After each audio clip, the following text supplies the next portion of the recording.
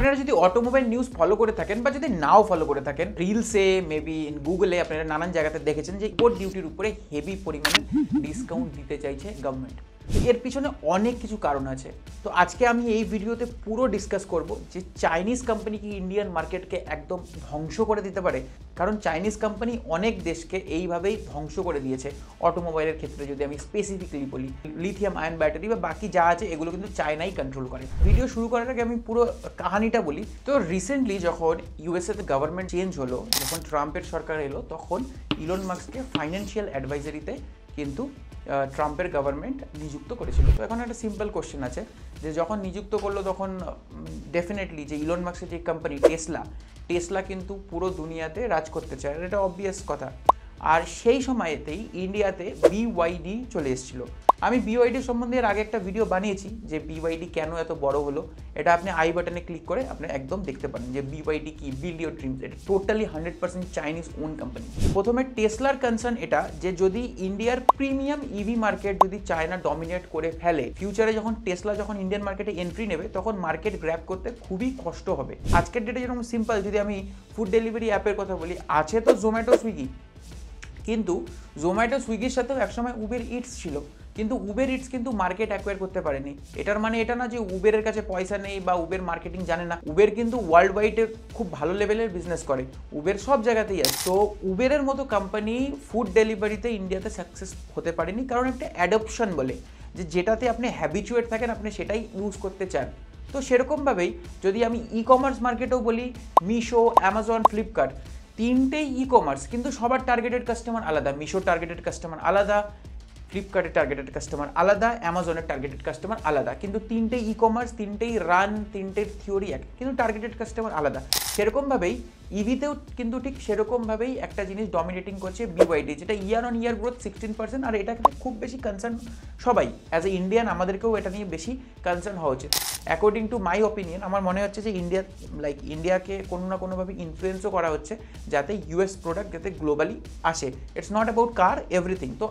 তো আমাদের চ্যানেলটা যেহেতু অটোমোবাইল রিলেটেড, তো আমরা অটোমোবাইল নিয়ে স্পেসিফিকলি কথা বলবো, আমরা বাকি অন্য কোনো প্রোডাক্ট নিয়ে কথা বলবো না। তো এই ভিডিওতে মূলত আমরা এটাই ডিসকাস করব যে 15% ইম্পোর্ট ডিউটিতে আমাদের জন্য কি কি ফায়দা হচ্ছে, নাকি আমাদের জন্য লস হচ্ছে, নাকি ইন্ডিয়ান মার্কেট খুব তাড়াতাড়ি টাটা আর মাহিন্দ্রার মতো ভালো ভালো ব্র্যান্ডকে হারাতে চলেছে। ফোনের ক্ষেত্রে ঠিক যা হয়েছে, আজকের ডেটে চাইনিজ ফোন যদি আমি বিবিকে ইলেকট্রনিক্সের কথা বলি, ওয়ানপ্লাস, অপো, ভিভো সব কোম্পানিতে কিন্তু ডমিনেট করছে, কারণ ইন্ডিয়া R&D করেনি আর আমরাও অ্যাডপ্ট করেছি যে চাইনিজ ফোনই আমরা ইউজ করি। তো আজকে ইন্ডিয়াতেও R&D হয়নি, ইন্ডিয়াতে কোনো ফোন তৈরি হয়নি। লাভা, মাইক্রোম্যাক্সের মতো ব্র্যান্ড কিন্তু আজকে আর কোনো ফোন ম্যানুফ্যাকচারিং করে না, যতটুকু আমার নলেজ আছে। যদি আপনাদের জানা থাকে যে এই কোম্পানিগুলো কি কোনো মোবাইল বানাচ্ছে, কমেন্ট সেকশনে আমাকে অবশ্যই জানান। আর যদিও বানায়, আমার মনে হয় না সেটা কোনো লার্জ স্কেলে বিক্রি হচ্ছে বা মার্কেটিং করছে, কারণ এই কোম্পানির একটু হালাত টাইটই আছে, কারণ অ্যাডপশন খুব তাড়াতাড়ি হয়ে যায়। তো আমরা এই ভিডিওতে আমাদের দেশের জন্য যে আমাদের কি প্রফিট আর আমাদের অ্যাজ এ কনজিউমার আমাদের কি স্টেপ নেওয়া উচিত, আমরা এই ভিডিওতে এই সমস্ত কিছু নিয়ে আমরা ডিসকাস করব। তো প্রথমেই আসি আমি ইম্পোর্ট ডিউটি 15%। তো দেখুন, ইম্পোর্ট ডিউটি 15% এর মানে এটা না যে কোনো একটা গাড়ি, ধরুন টেসলা আপনি 25 লাখে পাচ্ছেন, তাহলে মাহিন্দ্রার আপনি ইলেকট্রিক গাড়ি 25 লাখে কেন নেবেন? আমি যদি আপনার কাছে এই কোশ্চেনটা যদি থ্রো করি, তো আপনার অ্যান্সার এটাই হবে, আমি তো টেসলাই নেবো, আমি মাহিন্দ্রার গাড়ি নেবই না। তো মাহিন্দ্রার গাড়ি যদি আপনি নাই নেন, তাহলে মাহিন্দ্রা R&D করতে পারবে না, R&D না করলে ভালো প্রোডাক্ট আসবে না, ভালো প্রোডাক্ট না আসলে কোম্পানির গ্রোথ হবে না, কোম্পানির গ্রোথ না হলে কোম্পানি খতম হয়ে যাবে। তো অ্যাজ সিম্পল অ্যাজ দ্যাট, এখানে যে 15% যে গভর্নমেন্ট যে ইম্পোর্ট ডিউটি ইভিতে করছে, এটা শুধুমাত্র 15% না, অ্যাকচুয়ালি রিয়েল লাইফ বহুত আলাদা। তো রিল না দেখে আমার মনে হয় পুরো ভিডিওটা যদি আপনি ফার্স্ট টু লাস্ট যদি আপনি না স্কিপ করে দেখেন, আপনি পুরো জিনিসটা বুঝে যাবেন যে কেন এই ইম্পোর্ট ডিউটি 15% হলেও কোম্পানি খুব একটা কিছু ফায়দা করতে পারবে না। কিন্তু তার আগে আমি সবাইকে রিকোয়েস্ট করব যে যারা যারা এখনও সাবস্ক্রাইব করেননি, প্লিজ আপনারা সাবস্ক্রাইব করুন আর বেল আইকন অবশ্যই ক্লিক করুন, যাতে আমি কোনো নতুন ভিডিও দিলে আপনারা অবশ্যই তার আপডেট পাবেন। আর এরকম অটোমোবাইল ইনসাইটস পেতে গেলে আপনাদের অবশ্যই এই চ্যানেলটাকে সাবস্ক্রাইব করতে হবে। কারণ আমাদের মোটো অটোমোবাইল রিভিউ বলে না, আপনি যখন একটা কোম্পানির উপরে যখন আপনি ইনভেস্ট করবেন, আপনি যদি কোনো কোম্পানির 500 টাকার একটা স্টকে ইনভেস্ট করেন, তখনও আপনি বহুত রিসার্চ করেন যে কোম্পানির ফিউচার কি, আপস কি, ডাউনস কি। এটাও আমার মনে হয় যে একটা ফাইন্যান্সিয়াল ডিসিশন, যে কোম্পানিতে আপনি ইনভেস্ট করছেন 10-15 লাখ টাকা, সেই কোম্পানির ফিউচার কি, সেই কোম্পানি ফিউচার কীরকম পারফর্ম করবে, এগুলো আমার মনে হয় একটা জানা দরকার। তো এই সমস্ত রিলেটেড বা অটোমোবাইল রিলেটেড যাবতীয় খুঁটিনাটি তথ্য পেতে গেলে এই চ্যানেলটিকে অবশ্যই সাবস্ক্রাইব করুন আর বেল আইকন অবশ্যই ক্লিক করুন। আর আমাদের অন্যান্য সোশ্যাল মিডিয়াকে অবশ্যই ফলো করুন। ইনস্টাগ্রামে আমাদের same handle Bangla torque, Twitter same handle Bangla torque, ফেসবুকেও বাংলা টর্ক।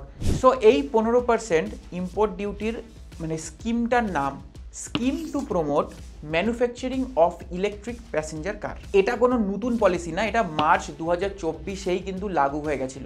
কিন্তু স্কিম লাগু হলেও এটার কিন্তু কোনো রকমের ইউজ ছিল না। রিসেন্টলি যখন নরেন্দ্র মোদীজি যখন ইউএসএতে যায়, তখন ইলন মাস্কের সাথে এটা নিয়ে একটা মিটিং হয় এবং এই স্কিমের বিষয় আরও বেশি বেশি করে কথা আসতে থাকে। আর কিছু রিলসও আসতে থাকে যে 21 লাখে টেসলা পাওয়া যাবে, এই সেই। যদিও সেই রিলসগুলো সত্যতা কিছুই নেই, কারণ সেটা আমি আপনাদের আগে বলবো, 21-22 লাখে টেসলা পাওয়া ইম্পসিবল। টেসলা ইন্ডিয়াতে এন্ট্রি নেওয়ার এটা কোনো নতুন ট্রাই না। টেসলা ইন্ডিয়াতে এন্ট্রি নেবে করছিল প্রায় 5-7 বছর আগে থেকে, কিন্তু এত হেভি ইম্পোর্ট ডিউটির কারণে টেসলা কিন্তু ইন্ডিয়াতে এন্ট্রি আসতে পারেনি। এর পিছনে একটা বড় কারণ আমি যদি আপনাদের একটা ছোট্ট এক্সাম্পল দিয়ে বোঝাই, যে একটা 30 লাখ টাকা সেগমেন্টের গাড়ির কাস্টমার 30 লাখ টাকার সেগমেন্টেরই আছে। এবার সেই গাড়িটা যদি 60 লাখ বা 70 লাখ হয়ে যায়, তার টার্গেটেড অডিয়েন্সও কিন্তু বদলে যাবে। কারণ সেই গাড়িটা 30 লাখ টাকার ভ্যালু হলেও কিন্তু সেই গাড়িটার দাম যখন 60 লাখ হয়ে যাচ্ছে, সেটা একটা প্রিমিয়াম সেগমেন্টে জোর করে চলে যাচ্ছে, কারণ সেটা একটা অডি বিএমডাব্লিউ লেভেলের কিন্তু গাড়ির লেভেলে চলে যাচ্ছে। তো টেসলা অডি বিএমডাব্লিউ লেভেলের গাড়িতে কখনো ফিটই বসে না। টেসলা একদম লো ক্লাসও গাড়ি না, একদম প্রিমিয়ামও না। টেসলা কিন্তু একটা মিডলে ফিট বসে। আর টেসলার মার্কেট পজিশনিংও তাই ওয়ার্ল্ড ওয়াইড। তো টেসলা ওই জায়গাটাতে কখনো ফিট আসতেই চায়নি। গভর্নমেন্টের একটা সিম্পল পলিসি ছিল যে না, টেসলা যদি ইন্ডিয়াতে আসে তাহলে টেসলা এখানেই ম্যানুফ্যাকচারিং করুক আর এখান থেকেই বিক্রি করুক, তাহলে ইম্পোর্ট ডিউটির কোনো ব্যাপারই থাকবে আর না। আর টেসলার এটা ছিল যে না, চায়নাতে ম্যানুফ্যাকচারিং করে, আর আপনারা জানেননি যে চায়নার সাথে ইন্ডিয়ার রিলেশন না আগে ভালো ছিল না এখন ভালো, আর আমার মনে হয় না যে ফিউচারেও এটা ভালো হওয়া আর সম্ভব। আর আমি যেটা ভিডিওর আগে আপনাদের বললাম যে যদি এরকমভাবে যদি ইম্পোর্ট ডিউটি যদি ছাড় দেওয়া যায়, তাহলে টেসলা তো দূরের কথা, চাইনিজ কোম্পানি মানে এরকমভাবে ইন্ডিয়াতে চলে আসবে যে 10 লাখ টাকায় হাই লেভেলের ইলেকট্রিক গাড়ি পাওয়া যাবে আর মার্কেটকে পুরো ডিস্টার্ব করে রেখে দেবে। আর ইন্ডিয়ান কোম্পানি R&D করতে ভুলে যাবে আর ইন্ডিয়ান কার ম্যানুফ্যাকচারিং বন্ধ হয়ে যাবে, স্পেশালি ইভির যদি আমি কথা বলি। আর এটাও আমাদের গভর্নমেন্ট খুব ভালো করে জানে, কারণ ইতিহাস থেকে শিক্ষা নেওয়া উচিত, ইতিহাসকে রিপিট করা উচিত। যদি গভর্নমেন্ট যদি ডিসকাউন্ট নাও দেয় তবুও একটা প্রবলেম, কারণ একটা অটোমোবাইল প্লান্ট লাগানো একটা হেভি লেভেলের ইনভেস্টমেন্ট। আর আজকের ডেটে মার্কেটে এত কম্পিটিশন, অটোমোবাইল সেক্টরে কিন্তু খুব একটা বেশি মার্জিন নেই। হতে পারে এটা ম্যানুফ্যাকচারিং বিজনেসে একটা হাই লেভেলের মার্জিন আছে, কিন্তু অটোমোবাইল ইন্ডাস্ট্রিতে আজকের ডেটে খুব একটা হাই লেভেলের মার্জিন নেই, কারণ কাস্টমার অ্যাকুইজিশন কস্ট থেকে শুরু করে সমস্ত কিছু আছে। মার্কেটিংয়ে হেভিলি ইনভেস্ট করছে অটোমোবাইল কোম্পানি। গাড়ি চলবে কি না এটা টেস্ট না করে আগেই প্ল্যান্ট খুলে আগেই সব কিছু করা একটা হেভি লেভেলের ইনভেস্টমেন্ট। তো অটোমোবাইল কোম্পানিরাও চায় যে আমি একটা হেভি লেভেলের ইনভেস্টমেন্ট না মানে ততক্ষণ অবধি করবো না যতক্ষণ আমার একটা স্পেসিফিক ইউনিট বিক্রি হোক বা আমার কোম্পানি একটা ব্রেক ইভেনের জায়গাতে চলে আসুক। তো এই সব কারণেই গভর্নমেন্ট চাইছে যে ইন্ডিয়াতে বাইরের কোম্পানি আসুক আর 15% ইম্পোর্ট ডিউটিতে তারা তাদের গাড়ি বেচুক। আর এই কন্ডিশন এতটাও ইজি না যে তারা 15% ট্যাক্স দিয়ে তাদের গাড়ি শুধুমাত্র ইন্ডিয়াতে বিক্রি করবে। এর পিছনে আছে আরও হেভিলি কিছু কন্ডিশন, যেগুলো 1 মিনিটের রিলে আপনারা হয়তো কখনোই জানতে পারেননি। তো আমরা সেই কন্ডিশনসগুলোরই কথা বলবো, আর সেই কন্ডিশনসগুলো শুনে মনে হচ্ছে যে এটা একটা খুব স্মার্ট মুভ। সবচাইতে যেটা প্রথম কন্ডিশন, আর সেটা এতটাই ডিফিকাল্ট আমি বলবো যে অটোমোবাইল ম্যানুফ্যাকচারিংয়ের জন্য, সেটা হচ্ছে যে ইন্ডিয়াতে তাদের $500 মিলিয়ন ইনভেস্ট করতে হবে, অথবা 4150 কোটি টাকা তাদেরকে ইনভেস্ট করতে হবে। আর এটা ইনভেস্ট করতে হবে ডোমেস্টিক প্রোডাকশনের জন্য। সবচাইতে যেটা বেশি ইন্টারেস্টিং ব্যাপার, এই 4150 কোটি বা $500 মিলিয়ন, এটা ল্যান্ড এবং ইনফ্রাস্ট্রাকচার বাদে আপনাকে ইনভেস্ট করতে হবে। তার মানে এই রাফলি অ্যারাউন্ড কিন্তু প্রায় আপনি ধরে নিন $800-900 মিলিয়ন, মানে অলমোস্ট 8-9 হাজার কোটি টাকার আশেপাশে কিন্তু চলে যাবে। আর এটা শুধু একমাত্র কন্ডিশন না, এই কন্ডিশনের সাথে যখনই কোনো ব্র্যান্ড যখনই মার্জার হবে তখন সে 1 বছরে শুধুমাত্র 8,000 ইউনিটই ইন্ডিয়াতে আনতে পারবে, তার বেশি কিন্তু আনতে পারবে না। কিন্তু গভর্নমেন্ট সাথে টেসলার কিছু নিউজ আর কিছু রিপোর্টে আমরা এটাও দেখতে পাচ্ছি যে 50,000-এর আশেপাশে বা 55,000-এর আশেপাশে, মানে 55,000-এর আশেপাশে হয়তোবা এটাকে বাড়িয়ে আগামী দিনে গভর্নমেন্ট করতে পারে। এটা শুধুমাত্র প্রিমিয়াম ইভিতেই অ্যাপ্লিকেবল হবে, এটা না যে চাইনিজ যে স্কুটারগুলো আছে 40,000 টাকাতে সেটা কেউ ইম্পোর্ট করে নিয়ে চলে আসবে। $35,000 ওপরে যেই সব গাড়ি আছে সেটাতেই কিন্তু এই 15% ইম্পোর্ট ডিউটির ছাড় আর এই বাকি সব কিছু লাগবে। তো এবার আপনি ভেবে নিন $35,000 মানে অ্যাপ্রক্স 28-29 লাখ টাকা। এবার আপনি ভেবে নিন 28-29 লাখ টাকায় কোন ব্র্যান্ডের ইভি পাওয়া যায়। যদি আমি টাটার ক্ষেত্রে আসি, টাটার যে কার আছে সেটা টপ মডেল 21-22 লাখ টাকা অবধি যায়। মাহিন্দ্রার যে B6 যে গাড়িটা আছে, যেটা নতুন একদম নিউলি ফ্রেশ যেটা লঞ্চ, সেটা 26-27 লাখ টাকা অবধি যায়। তো ইন্ডিয়ান কোনো ব্র্যান্ড তো এই ক্যাটাগরিতে পড়েই না। বাকি রইল প্রিমিয়াম ব্র্যান্ড যেরকম অডি, BMW, তারা অবশ্যই পড়ে। তো তাদের ক্ষেত্রে এই জিনিসটা একটু কম্পিটিশন হবে, কিন্তু আমাদের এই ডোমেস্টিক প্রিমিয়াম সেগমেন্টে কিন্তু এটার কোনো কম্পিটিশনই নেই। তো ডোমেস্টিক ব্র্যান্ডের সাথে তো কোনো রকমের কম্প্রোমাইজ গভর্নমেন্ট করছেই না, তো আমাদের কোনো ভয় পাওয়ার কিন্তু কোনো কারণই নেই। আর এতে ultimately as a Indian consumer আমাদেরই লাভ, কারণ আমাদের কাছে মাল্টিপল অপশনস চলে আসবে। যদি আমরা 20 লাখ থেকে 30 লাখের মধ্যে গাড়ি কিনতে চাই তাহলে ইন্ডিয়ান কার নেব, যদি 30 লাখের বেশিতে চলে যাই তাহলে ফরেন ব্র্যান্ডস নেব। তো আমাদের কাছে কিন্তু ইজিলি অনেক বড় একটা মার্কেট আর অনেক বড় একটা অপশন খুলে যাচ্ছে। তো আমাদের জন্য তো বললে বললে এটা ব্যাপার, তো আমাদের জন্য এটা কোনো রকমের কোনো লস নেই। আর এই সব অপরচুনিটি অ্যাভেল করার পরেও ব্র্যান্ডকে কিন্তু 3 বছরের মধ্যে নিজের প্ল্যান্ট খুলতেই হবে। এরকম না যে 15% ইম্পোর্ট ডিউটিতে শুধু ব্র্যান্ড ইম্পোর্ট করিয়ে যাচ্ছে আর কোনো দিন প্ল্যান্টই খুললো না, তো এটাও না। তো ব্র্যান্ডের জন্য তো এটা একটা প্রবলেমেটিকই ব্যাপার। আর তবে এন্ট্রি ব্যারিয়ার একটু ইজি, তো মেবি ব্র্যান্ড এটাকে অ্যাভেল করে একটা আরও, আমার মনে হয় যে খুব তাড়াতাড়ি India globally number 1 automobile market হওয়ার দৌড়ে একদম সাথে সাথে আছে। আর অটোমোবাইল সেক্টর ইন্ডিয়াতে কিন্তু প্রচুর লেভেলের বুমই করবে। আর এই লেভেলের সেল করে এই লেভেলের ইনভেস্টমেন্ট যদি একটা রাফলি এস্টিমেটেড যদি আমি ক্যালকুলেশন করি, একটা ব্র্যান্ডকে 2500 কোটি টাকার কিন্তু টার্ন ওভারও করতে হবে। এর মধ্যে marketing cost, customer acquisition cost, আরও মেনটেনেন্স, সার্ভিস, এই সমস্ত কিছু আছে। এই সমস্ত কিছু করে 2500 কোটি টাকার যদি টার্ন ওভার করে কোম্পানি ব্রেক ইভেনে এসে তারপরে একটু প্রফিটেবল হয়ে তারপরে কিন্তু এই বাকি কাজটা করতে পারবে। তো এটা কিন্তু সত্যি একটা চ্যালেঞ্জিং প্রত্যেকটা কোম্পানির জন্য। মেবি গ্লোবাল লেভেলে তারা খুব ভালো কাজ করছে, তো ইন্ডিয়ান মার্কেটে এসে তারা কিন্তু চ্যালেঞ্জ হবে। তো এটাও আমি আপনাকে বলছি, অনেক কোম্পানি আসবে, অনেক কোম্পানি বেরিয়েও যাবে, কিন্তু কিছু কোম্পানি এখানে স্টাকও হয়ে যাবে যারা ফিউচারে ইভি সেক্টরটাতে ঠিকঠাকভাবে কিন্তু তাদের গাড়ি বিক্রি করতে পারবে।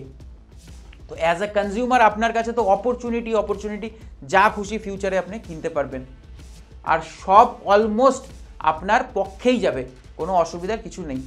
এই জন্যই অটোমোবাইল নিউজ ফলো করা দরকার যে কোন ব্র্যান্ড নিচ্ছেন, কারণ এত ব্র্যান্ড আসবে, আপনার গাড়ি যাতে সিট্রোয়েনের মতো না হয়ে যায় যে গাড়ি তো আছে কিন্তু সার্ভিস সেন্টার নেই, ব্র্যান্ড তো আছে কিন্তু সেলস এক্সিকিউটিভ নেই, তো এরকম যাতে না হয়ে যায়। তো এই জন্য অটোমোবাইল নিউজ ফলো করা দরকার, আর নিজের ডিসিশন রিলের উপরে না রিয়েল লাইফের উপরে নেওয়া উচিত। আর আমরা খুব তাড়াতাড়ি একটা সিরিজও করব রিলের সত্যতা ব্রেকডাউনের উপরে। আমরা আরও একটা রিল বানাবো, যেই রিলগুলো আমরা দেখতে পারি মার্কেটে যে মিস ইনফরমেশন ছড়ায়, সেই রিলগুলোকে আমরা ডিকোড করে আমরাও একটা রিল বানাবো।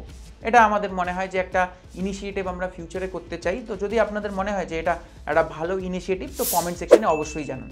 এই পলিসিটা শুনে যেরকম আপনাদের রিলে যেরকম লাগলো ভালো, ঠিক ব্যাপারটা সেরকম না। সেই জন্যই এই পলিসিটা অ্যাভেল করার জন্য এখনও মাত্র VW গ্রুপ, হিউন্ডাই আর ভিনফাস্টই ইন্টারেস্ট দেখিয়েছে। কারণ এই পলিসি অ্যাভেল করার জন্য প্রথম দিন ফ্রম ফার্স্ট ডে বিগিনিং আপনাকে 4,150 কোটি টাকা বা $500 মিলিয়ন কিন্তু আপনাকে প্রথম দিনই ইনভেস্ট করতে হবে। তারপরে আপনার ROI, প্রফিট বা বাকি যা আছে এগুলোর দিকে কিন্তু হিসাবপত্র আগাবে।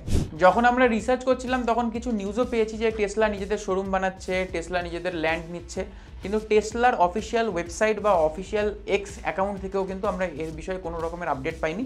তো এই বিষয়ে আমরা কোনো রকমের মতামত দেব না।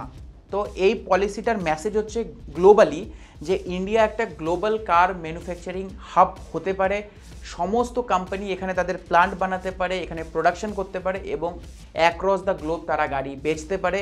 এটা একটা ছোট্ট এন্ট্রি ব্যারিয়ার, কিন্তু এন্ট্রি ব্যারিয়ার এরকমও না যে এন্ট্রি ব্যারিয়ার করে যে ডোমেস্টিক ব্র্যান্ড, যেগুলো ন্যাশনাল ব্র্যান্ড আমার মনে হয় টাটা মাহিন্দ্রা, তাদেরকেও কোনো রকমের কোনো প্রবলেমে ফেলছে। তো ইটস আ নাইস মুভ। আর আমি মনে করি যে এই মুভ লং টার্মে খুব বেশি ইম্প্যাক্ট ডালবে আর ইন্ডিয়াকে number 1 global automobile market hub বানাতে কেউ আটকাতে পারবে না। আর অ্যাজ আ কনজিউমার যদি আপনার বেনিফিট বলি, আপনার কাছে মাল্টিপল অপশানস, দেখে নিন, চালিয়ে নিন আর এক্সপিরিয়েন্স করে নিন আপনার নতুন ইভি খুব তাড়াতাড়ি মাল্টিপল ব্র্যান্ডের সাথে। একটু কনফিউজ হয়ে যাবেন আগামী দিনে, কারণ এত ব্র্যান্ড চলে আসবে। এর জন্য কনফিউজ যাতে না হন, সাবস্ক্রাইব করে নিন বাংলা টর্ককে রোজকার রেগুলার বেসিসে অটোমোবাইল ভিডিওর আপডেট পেতে হলে। ততক্ষণ অবধি যদি আপনি বাইক চালান তো হেলমেট পরুন, কার চালান তো সিট বেল্ট পরুন, সেফ থাকুন, সেফ চলুন, সুরক্ষিত থাকুন। বা বাই, টেক কেয়ার। খুব তাড়াতাড়ি দেখা হচ্ছে আরও একটি নতুন ভিডিও নিয়ে। Till then, signing of.